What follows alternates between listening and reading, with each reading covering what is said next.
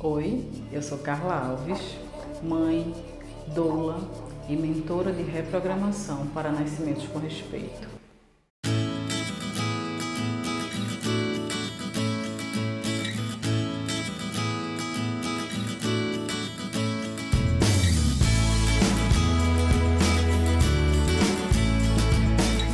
Nesse vídeo eu vou falar um pouco sobre quanto tempo esperar para fazer uma indução do parto. É muito comum durante a gestação, devido a desconfortos e algumas pressões psicológicas de pessoas não informadas sobre assistência à mulher, fazer alguns questionamentos que pressionam a gestante a antecipar o nascimento do bebê. Por exemplo, falando que o bebê está em sofrimento ou que já passou do tempo. Mas como saber exatamente? Como saber qual o tempo do bebê? Antes de tudo, é muito importante que vocês saibam que quem decide o momento certo do bebê nascer é o próprio bebê. Como assim? Infelizmente não é a mãe, não é o pai, não é a doula, não é o obstetra, não é a pessoa que está acompanhando aquele pré-natal. É o próprio bebê que mostra que está pronto para nascer. O último órgão do ser humano que fica pronto no processo de gestação, desenvolvimento e formação do bebê é o pulmão. Por quê? Porque esse órgão ele precisa de expansão para funcionar. E porque ele não é usado pelo bebê durante a gestação. A respiração e a alimentação e nutrição do bebê se dá através do cordão umbilical pela placenta da mãe. É isso mesmo, o bebê não respira pelo nariz, o bebê não respira pela boca, o bebê não usa os pulmões para respirar enquanto está na vida intrauterina. Quando o pulmão do bebê está maduro, o bebê está pronto para nascer.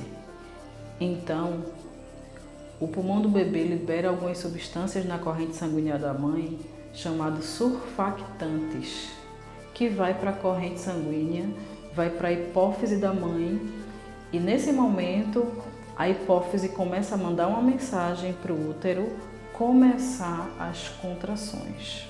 Assim como todos os meses o útero da mulher tem suas contrações para expulsar a menstruação, quando o bebê está pronto, o útero da mãe começa a contrair para expulsar o bebê. Qual a diferença, Carla, entre contrações de treinamento e contrações de trabalho de parto ativo? O ritmo. Quando a mulher está em trabalho de parto ativo, as contrações são ritmadas. Quando a mulher ainda não está em trabalho de parto, mas já sente algumas contrações de treinamento, elas não são ritmadas. Significa que o bebê está dando alguns sinais de que já está no processo de maturação concluído. E assim como todos os processos naturais que são conduzidos pela natureza, não tem como dar certeza qual dia que vai ser, qual a hora que vai ser. Existem exames de pré-natal que fazem um monitoramento para mensurar uma probabilidade. E aí é onde existe a DPP, que é uma sigla que você tem sempre tem na sua ultrassom, que significa data provável para o parto. É uma maneira da medicina dizer que ela não tem como dar certeza para você qual o dia que seu bebê vai nascer. Alguns laudos de ultrassom dão uma margem de até 15 dias para mais ou para menos de uma data específica, que eles colocam sempre registrado. Por exemplo, dia 21 de fevereiro é a data provável, mais ou menos 15 dias. Outros laudos colocam mais ou menos 10 dias, outros até 5 mesmo, mas eles não podem garantir a data. Por que é importante mensurar? Porque tem alguns exames específicos que precisam ser feitos naquele intervalo da gestação. Por exemplo, a translucência nucal. É importante que ela seja feita entre a 13ª e a 14ª semana da gestação.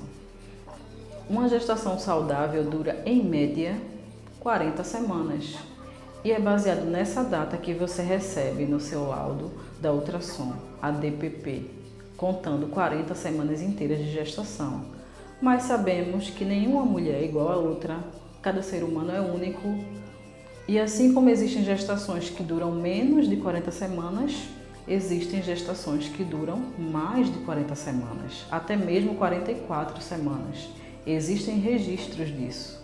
Mas claro que à medida que a gestação vai seguindo e vai chegando 40, 41 a 42 semanas, é possível que haja ansiedade da parte da mãe e da parte da família. E aí nesse momento, converse com seu obstetra sobre quais são as possibilidades que você tem. Se a mãe estiver bem, se o bebê estiver bem, provavelmente o bebê vai nascer nesse intervalo aí. Mas é importante acompanhar o pré-natal a cada semana, depois que passa das 40 semanas, para acompanhar os batimentos cardíacos do bebê, como é que está a saúde da mãe, a pressão arterial da mãe, monitorar como é que está a placenta. Todos esses detalhes contribuem para um parto fisiológico. Então, depois de pesquisar, conversar com o obstetra e com outros profissionais da área da assistência à mulher que são humanizadas, coloque no seu plano de parto quanto tempo você deseja esperar para fazer uma indução. Quantas semanas? Até 42 semanas? Até 40 semanas? E quais são os métodos que você gostaria de usar para fazer a indução? Isso também é direito seu de escolher. Existem métodos não farmacológicos e existem métodos farmacológicos para a indução de parto. No caso de gestação gemelar, é importante você colocar no seu plano de parto quanto tempo você pretende esperar no caso de uma gestação gemelar ou numa gestação de múltiplos. No caso de um bebê pélvico, quanto tempo você pretende esperar ou você pretende fazer uma versão externa antes de chegar a 38 semanas, por exemplo, mesmo sabendo que o bebê vira até no trabalho de parto ativo. Coloque no seu plano de parto se você vai tentar manobras de versão do bebê pélvico, se você vai tentar algum método não farmacológico de indução, como acupuntura, massagem. Existem várias técnicas muito utilizadas por obstetrizes, enfermeiras obstetras e parteiras, que são extremamente eficazes para que você não use nenhuma medicação para induzir o parto fisiológico. Só o bebê é que sabe o tempo certo dele nascer. Então, comentários como o bebê está passando da hora, o bebê está em sofrimento, deve vir de pessoas qualificadas para cuidar da gestante e não pessoas leigas nesse assunto. Porque quando o bebê está em sofrimento, por exemplo, significa que alguém monitorou esse bebê e fez a ausculta do coração do bebê. Por exemplo, essa pessoa que fez esse comentário tem um sonar, tem um equipamento específico para monitorar a saúde do bebê, então ela não sabe o que ela está falando. Outra prática muito utilizada para monitorar o bebê, posição e outras coisas do bebê e da mãe, é o exame de toque vaginal, que objetiva acompanhar a dilatação do colo do útero da mãe. Mas, assim como eu falei no começo do vídeo, cada pessoa é única, cada mulher tem o seu tempo, tanto para dilatar como para entrar em trabalho de parto ativo. Então, você coloque no seu plano de parto se você permite exames de toque frequentes, ou se você não quiser, você não é obrigada a ficar recebendo exame de toque toda hora.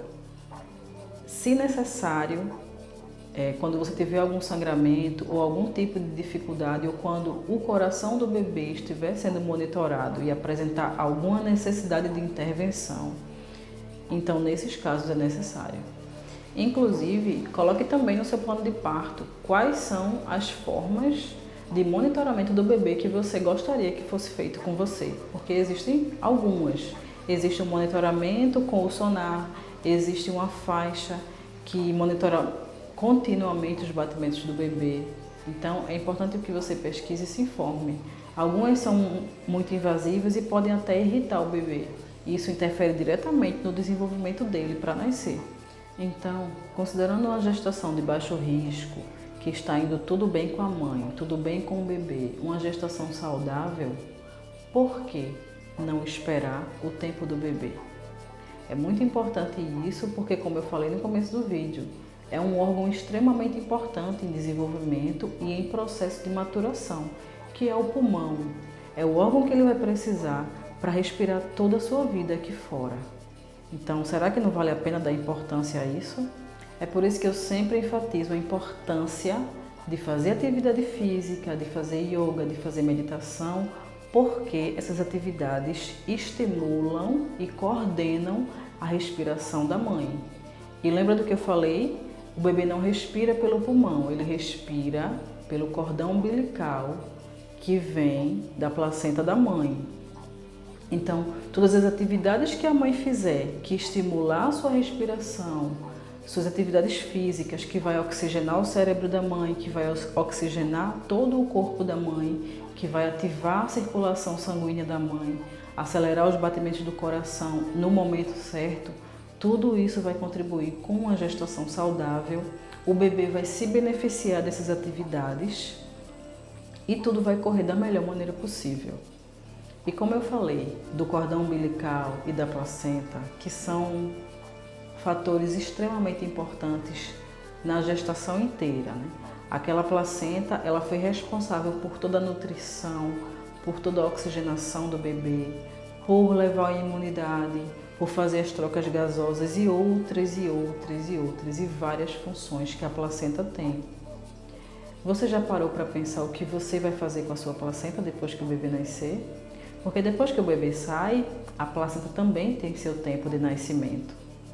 Como é que você está mostrando gratidão pela placenta?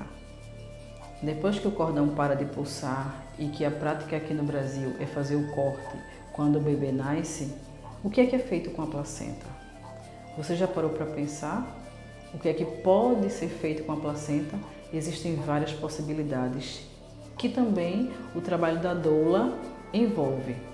Em outro vídeo eu vou falar sobre o carimbo e outras medicinas e artes que são feitas com a placenta depois que o bebê nasce. Então, gestantes, vocês sabiam a importância de respeitar o tempo do bebê ficar maduro, o tempo do pulmão do bebê ficar pronto para respirar aqui fora?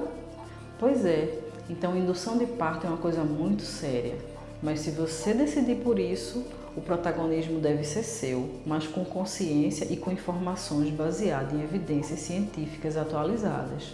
Coloque no seu plano de parto todos os detalhes.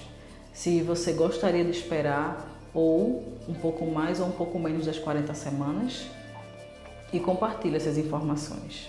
Se inscreve no canal, ative o sininho das notificações e clica no legal.